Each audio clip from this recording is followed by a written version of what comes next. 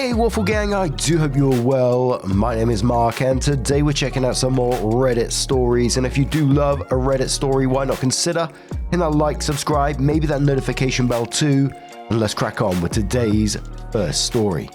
Much love guys. Now today's first story comes from Temporary Try 737, and it says, am I the arsehole here for telling my husband Happy Father's Day today because it felt like I was doing it all alone today? And there is a couple of trigger warnings on this story of domestic and physical abuse. So if you do want to skip the story, please feel free to do so. Timestamps are always down in the description and along the timeline below. Thank you. It starts. This morning, I woke up early to order myself coffee so he could take our son to pick it up and surprise me. Then they went to the grocery store and thoughtfully picked out my favorite breakfast and came home. My husband made half of the breakfast and then asked me to make the other half. No problem. He acknowledged that he was asking me to do the work and still taking credit for the benefit of our kids' experience and memories. It was no problem until he went upstairs to go to the bathroom. And after 45 minutes, I walked upstairs to check on him and he was asleep in our bed. He slept the entire afternoon. Later that day, I was doing the absolute mountain of dishes, my third load for the day, and that's another story, and he asked me to make a grocery list. I asked if he could please make the list because I'm in the middle of doing the dishes, and further tried to coax him by using Mother's Day in a playful way. I really didn't want to drop what I was doing to look in the fridge he was already standing right in front of, to tell him what we needed for dinner. He knows what the ingredients are. He could easily look for himself, but he insisted I help him. I was super frustrated, so I took a deep breath, washed and dried my hands, and then opened the fridge and started telling him what we need.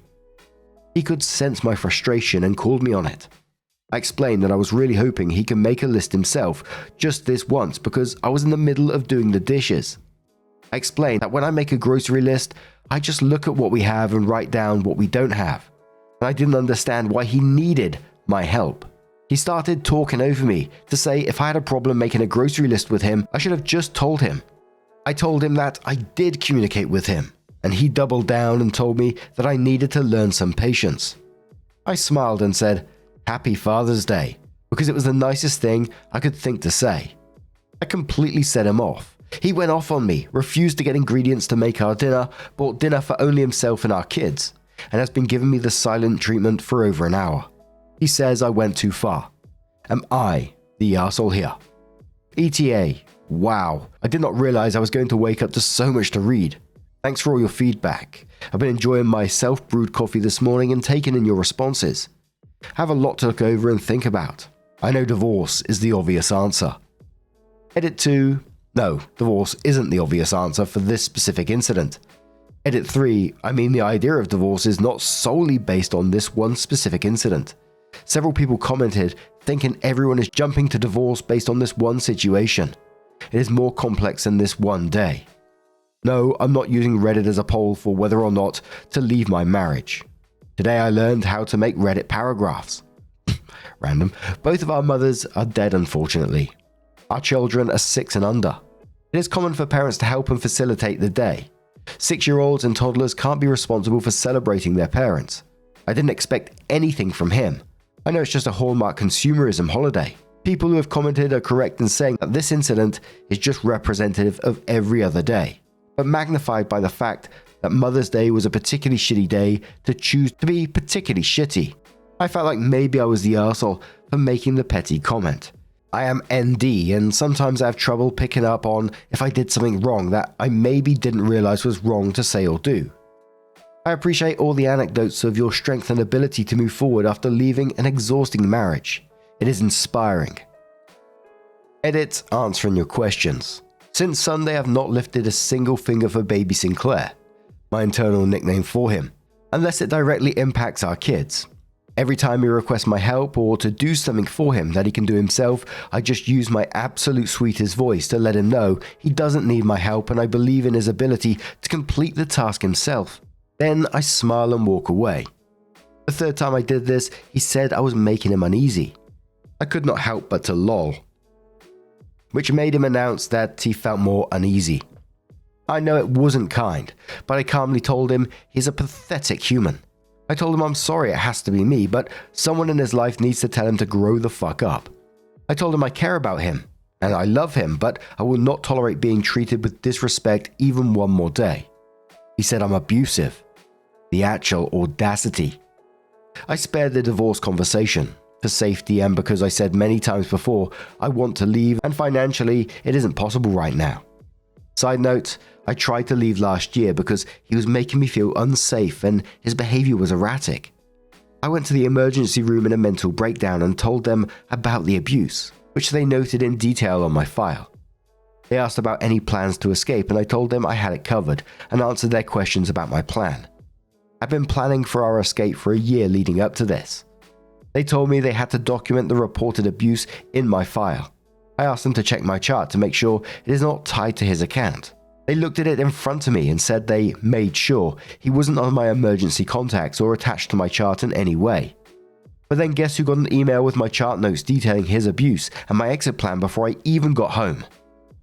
I had to cool things down to start over with a new plan that I kept entirely to myself. At this point though, he knew I had saved up money to leave, so most of my savings was depleted within a couple of months. I eventually left with our kids with far less savings, and it didn't take long for me to realize I could not sustain the cost of my original bills, still in my name, and new bills in addition to legal assistance and the overall cost of starting over. Our leaving caused him to spiral, and he went back to therapy. Soon after, we started to dip our toes into visiting each other, mostly because I didn't want to leave our kids with him. We stuck to outdoor public activities as a family. He's always been able to wear me down and talk me out of a divorce, and this ended up no differently. Even though I'm not an anomaly, I felt ashamed and like a complete failure for going back. Surprisingly, he never changed. /sarcasm. End of side note. Anyway, back to present day. I began to grey rock to throw off his cycle of attempting to rope me back into the argument from the other day. I've calmly listened to him gush over his love for our family and how much he loves and appreciates me and thinks I'm an amazing mum. He says he loves me, but all I hear in my head is his voice screaming, "Fucking bitch" at me. It all sounds so obviously disingenuous. I told him his words mean literally nothing while his behavior is the same. It's like saying waffles have legs. It sounds unbelievable, and if I don't see it with my own eyes, I'm not believing it. I told him regardless of if the end we stay together or not, we need to go back to therapy as a duo and separately. I told him he needs to take steps today to move forward with therapy and treating his mental health appropriately. He agreed, but no evidence of walking waffles yet. I'm surprised at my ability to completely refuse to do anything he can do himself. I'm more surprised that he's actually doing the task himself. I've tried this before and he ultimately bullies me into doing the task. Not this time. He keeps complaining about his results in ways that are so juvenile and manipulative, always leaving the impression that if I had just done it for him, it would have been done correctly. I just smile and tell him he did a good job with the task. And tell him it sounds like he needs more practice and eventually it will become second nature. I'm feeling his attempts to make me miserable, but it's rolling right off of me, at least for now. I cannot express how much I appreciate the support and validation here. I appreciate the married people who have shared what their day was like on Sunday and every day as a healthy couple. For those of you who have asked why I'm taken to the internet with this in the first place, I've been isolated from my circle for so long, my relationships no longer exist. I've limited family, period, and no family nearby. My mum is dead, my dad sucks, my siblings mostly suck. I have no friends. I work virtually and don't have friendships with my co-workers because we rarely socialize and have opportunities to bond. I don't have opportunities to interact with adults very often. Isn't that the beauty of the internet? Despite my logical brain, years of gaslighting along with my neurodivergence have made it sometimes feel impossible to trust my own judgment. If you're offended by me posting this and have taken the time to voice your disgust for me and my post, I just want to let you know I've processed your complaints and directed them to the correct department. Thank you for your feedback. So sometime later, Opie comes in with her first update and says, a lot has happened since my original post. First, since Mother's Day, he has not shown any sort of attempts for progress. Surprise. He's lost his control and repeatedly called me a fucking bitch and other awesome pet names for his minor irritations towards me. Example, I asked him if he wanted my help bringing in groceries. Apparently, he wanted to do it himself to let me relax, and my offering ruined his plan, so he was essentially throwing an adult version of a tantrum. I explained that it doesn't feel like a genuine gesture, especially because now I'm being yelled at for offering to help. Okay, pal. At one point I became petty. Whoops, and I told him to use I statements because that's his go-to therapy speak that he uses on me as a dog whistle during arguments and therapy appointments. He lost his shit, which then made me laugh because I literally do not understand if this is really his perception of reality.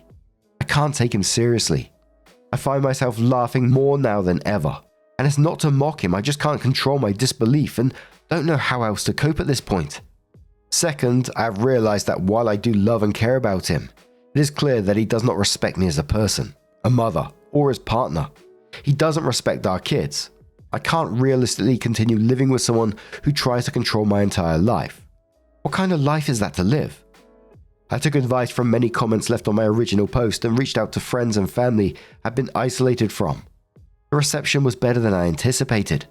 I didn't expect the hurt I felt when I found out every single one of them said they wondered if I was in an abusive marriage, but not one of them ever asked me directly when I completely withdrew. I didn't blame them, but it was hard to ignore the pain I felt from that. This was also a reason I never reached out to anyone when things got really bad. It seemed like they have their own lives to worry about and clearly weren't concerned about my absence. A couple of the people I reached out to were lifelong friends that I had to formally end friendships with when I started dating my husband because of his jealousy, and I never got to mourn those friendships. I felt like a piece of me that had been broken began to heal. Anyway, it was a positive step because some of my family members were relieved I opened up to them, and now I don't feel so isolated and alone. So thank you to everyone who encouraged me to do that. 4, I'm not sure what my next steps are, but I'm feeling more confident in my path forward. I do know that from here on out, I'm doing whatever the fuck I want. Don't worry, as safely as I can. Thank you.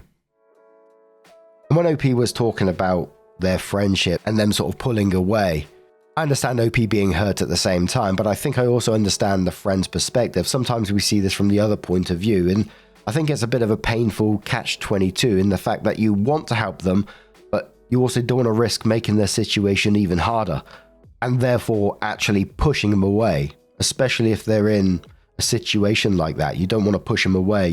We often see it in these stories that, just be there with the door open when they do need your help, and it kind of feels like that's what happened in this situation. But Dawn Shakar says, I'm glad for you.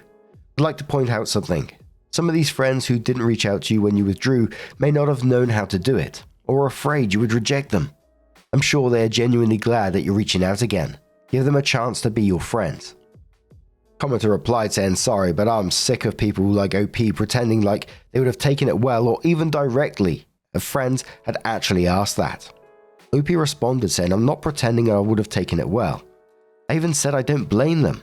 I understand from their perspective it would have been extremely tricky. I understand that I'm the one who drifted away from them. I understand. I can see a situation logically and feel pain at the same time. Edit. I think the pain I felt had nothing to do with my friends and family and everything to do with the fact that I felt like I was crazy for so long. I thought everyone thought he was a great person. My pain was partly disappointment in myself for not seeing what everyone else saw. Haunting Look says, I had a question from your last post. Did the hospital on purpose send him your file notes? Can you sue?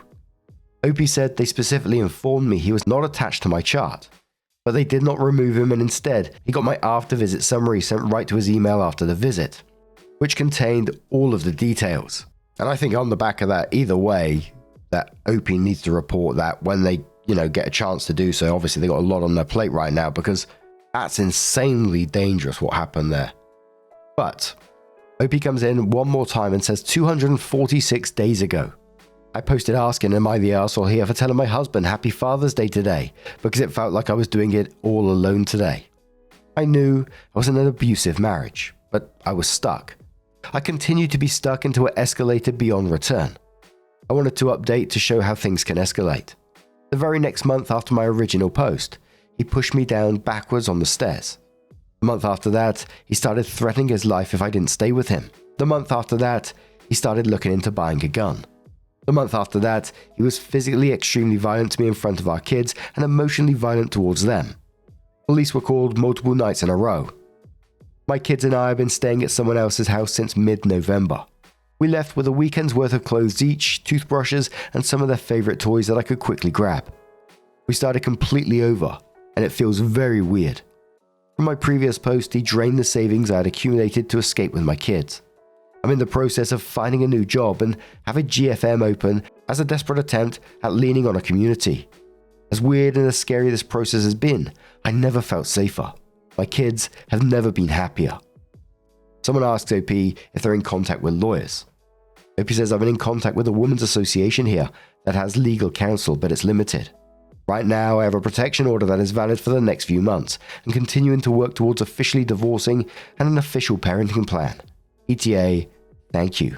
Corfiz says, how did he get access to your account? And was there no way to get it back in the divorce, since you can prove he took everything when he was only entitled to half? OP says, I don't know about getting it back in the divorce. I would need to talk to a lawyer about that, and I'm still in the process of doing that through a non-profit. Alternative Stretch says, you're saying the emergency room, as in the hospital staff questioned you about the abuse and wanted to make sure you had an exit plan. I didn't know what it was, but then while you were driving home from said emergency room, they had already emailed everything you said directly to your husband. Something seems off here. If they did do that, you know that's very illegal, right? Like that's HIPAA violation, which is pretty damn serious. If they did that, then why haven't you reached out to a lawyer yet? That would be my first step going forward. OP says the system automatically emailed him my visit notes. We specifically talked about it during my visit, and they specifically said he was no longer attached to my chart. But he ended up getting the chart notification, and detailed chart notes nonetheless. Dustquake says I'd be pushing for no visitation until he's completed a psych eval proving he isn't a danger to himself or others. Threatening suicide and looking into buying a gun. Yeah, he's either threatening suicide as a control measure, which will 100% focus on weaponizing the kids, or he'll take himself out, either in front of or just after he takes them with him. That is full caps, literally psychotic behavior. OP says I went to court 4 times to try for that. The judge wouldn't order him because he already said in court that he had planned to go. The last hearing was a month ago. Guess who hasn't been to therapy yet? Ugh. That is absolutely a terrifying situation for OP and the kids to be in. I'm glad that they got out of there safely, and I'm surprised that the judge wouldn't give no visitation, especially after the behavior he's shown so far. You know, the threats and the gun and the pushing her down the stairs. It's just escalating behavior, isn't it? But what do you guys make of this situation? Let us know your thoughts down in the comments below, and let's move on to another story. And this next little story is from our own subreddit, r/Mark Narrations. Feel free to get involved over there, from Frosting Necessary 991. And says, the hug I will always remember. I'm not sure this is something people will be interested in, but I was listening to some of your old podcasts with the positive shorts at the end, and it reminded me of this story, so I thought I would share. I'm not someone who generally enjoys getting hugs, especially from strangers. Sometimes even getting a hug from a close family member will make me incredibly anxious and uncomfortable. However, my little brother was always an exception. I never felt uncomfortable or anxious with hugs from him, no matter how often. I can't really explain, but he always just gave the best hugs. He never held on too long or let go too early, never too tight or too loose. The Goldilocks of hugs, I guess. Several years ago, I received a phone call that I will never forget. My brother was dead.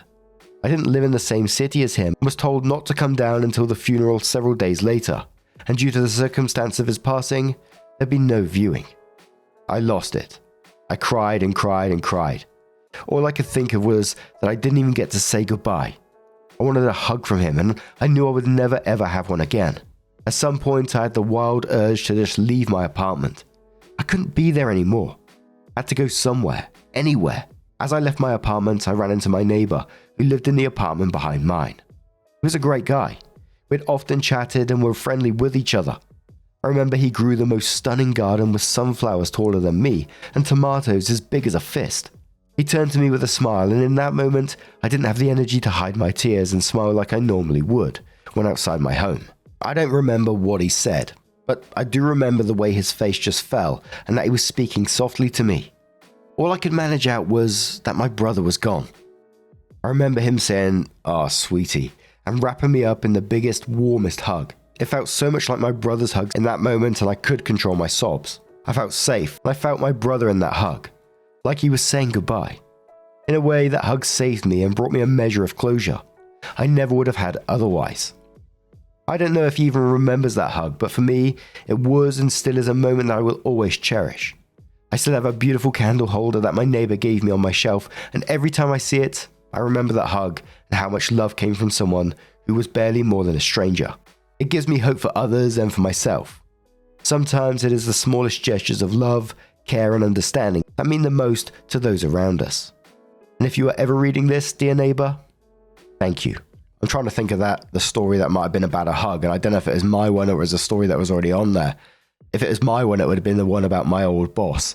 When I was going through that particular rough time, family members would just seem to be getting ill and passing away all over the place.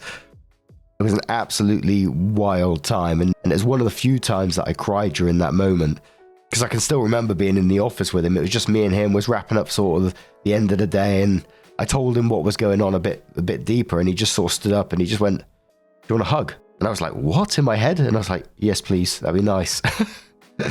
And it was just so unexpected from him. You know, this guy was 7 foot tall, not what I would really say is a feelings kind of guy, but in that moment, he just showed his support and care right there. And I'm sure he doesn't realize it either, but it's a huge memory for me, that is. And something that really helped carry me through a really troubling time. So Frosting, I'm so sorry for your loss, and thank you for sharing your story with us. It absolutely means the world. But now, I'm going to turn this one to you guys. What do you guys make of this situation? Do you have your own hug that you will always remember? Let us know your thoughts down in the comments below. And just a huge thank you for being here today, getting involved in the stories, your love, your support, your time. It always means the absolute world to me. And I'll see you in the next one. Take care and much love.